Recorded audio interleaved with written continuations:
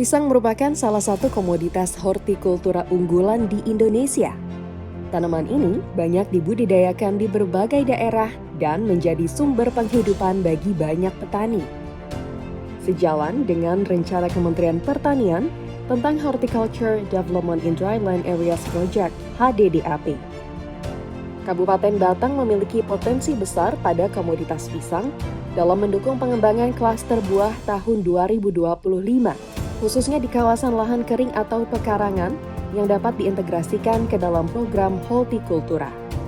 Melalui pendekatan terpadu dari hulu, yakni budidaya, hingga hilir pada pemasaran, serta penguatan kelembagaan ekonomi petani (KEP).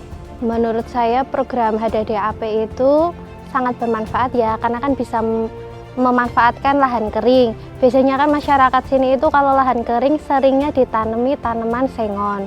Sedangkan itu kan butuh waktu bertahun-tahun. Sedangkan kalau misal kita memanfaatkan baik alpukat maupun pisang, cabai dan lain-lain, itu kan bisa 1 tahun beberapa kali panen atau pisang 1 tahun sekali panen, jadi bisa meningkatkan pendapatan masyarakat.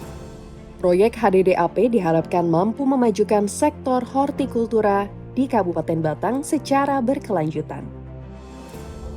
Namun di balik manisnya pisang, terdapat ancaman serius untuk petani, yaitu serangan organisme pengganggu tumbuhan atau OPT. Sejak beberapa tahun terakhir, ancaman ini mulai meresahkan. Diperlukan langkah yang baik agar kebun atau lahan tetap sehat dan produktif.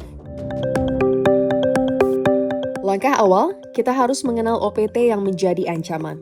Pertama, penyakit layu. Penyakit ini dapat disebabkan oleh beberapa penyebab.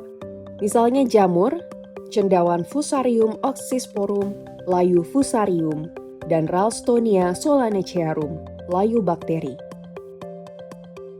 Gejala layu Fusarium yakni daun bagian bawah atau daun tuanya menguning, pelepah daun robek dan mengering. Jika batang dipotong, terlihat pembuluh tanaman yang berwarna coklat kehitaman karena membusuk terserang cendawan. Pada serangan berat, tanaman terlihat layu dan pertumbuhan terhenti. Layu bakteri gejalanya yakni daun layu diawali dari daun muda atau daun atas. Terkadang ditemukan kematian jaringan atau klorisis pada bagian tepi daun. Jika batang dipotong, terlihat jaringan batang berwarna coklat kehitaman berlendir atau eksudat. Daging buah berwarna coklat diawali dari daging yang dekat kulit. Kedua, penyakit virus yaitu Banana Bunchy Top Virus, BBTV. Penyakit ini dapat disebabkan oleh vektor kutu daun Pentalonia nigronervosa. Gejalanya daun muda tampak lebih tegak, pendek, lebih sempit, dan tangkainya lebih pendek dari yang normal. Daun menguning sepanjang tepi, lalu mengering. Daun menjadi rapuh dan mudah patah. Pada populasi kutu yang tinggi, pertumbuhan tanaman terhambat.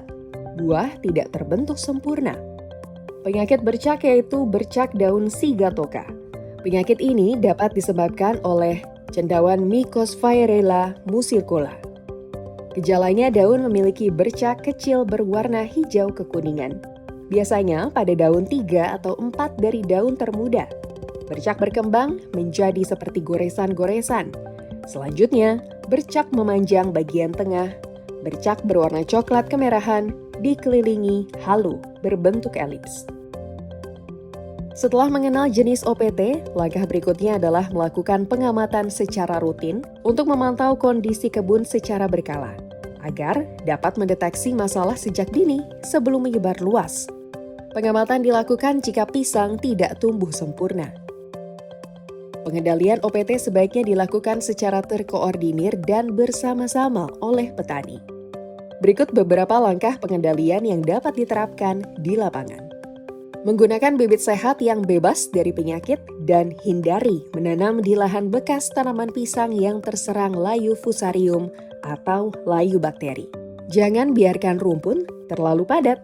Lakukan penjarangan anakan maksimal 3 anakan per rumpun pisang.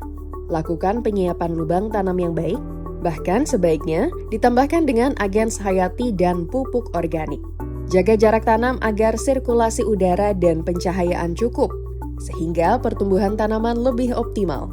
Bersihkan gulma dan sisa tanaman lama secara rutin untuk mencegah sumber penyakit. Pengelolaan kebun yang bersih dan teratur akan menjadi dasar keberhasilan pengendalian OPT. Bila ditemukan tanaman yang menunjukkan gejala penyakit layu, daun yang terinfeksi dapat dipangkas dan dimasukkan ke dalam plastik agar tidak menular ke tanaman lain.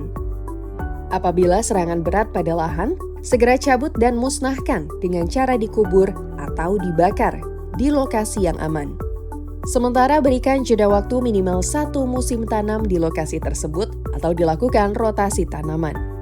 Setiap berpindah dari satu tanaman ke tanaman lain, bersihkan alat pertanian dengan alkohol 90% atau by clean. Cara berikutnya yang kini banyak digunakan adalah pengendalian hayati. Metode ini menggunakan mikroorganisme bermanfaat seperti Trichoderma, Pseudomonas fluorescens, dan Bacillus subtilis untuk menekan pertumbuhan patogen tular tanah seperti Fusarium dan bakteri Ralstonia solanacearum, serta PGPR untuk meningkatkan penyerapan nutrisi tanaman melalui akar. Cara penggunaannya mudah, aplikasikan PGPR pada bibit sebelum ditanam dengan cara direndam, atau pada tanaman pisang, disemprotkan lubang tanam atau sekitar perakaran. Selanjutnya aplikasikan Trichoderma yang telah dicampurkan dengan pupuk kandang atau kompos. Lalu taburkan di sekitar pangkal batang atau parit. Pengulangan aplikasi dilakukan setiap 2 hingga 3 bulan, akan menjadi populasi mikroba baik tetap stabil di tanah. Selanjutnya dilakukan pembungkusan buah untuk menghindari terkena sebaran spora penyakit tanaman dan hama thrips, serta melakukan bud injection pada jantung pisang atau kuncup pisang. Untuk menjaga kualitas hasil panen, gunakan alat yang bersih dan terkontrol agar menghindari resiko kontaminasi dari tanaman yang sakit. Metode ini ramah lingkungan, aman bagi petani, dan tidak meninggalkan residu kimia. Setelah kegiatan pengendalian dilakukan, penting untuk melakukan monitoring dan evaluasi.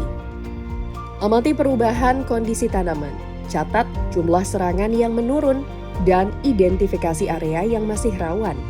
Data hasil evaluasi ini akan membantu petani menentukan strategi pengendalian yang lebih efektif pada periode berikutnya.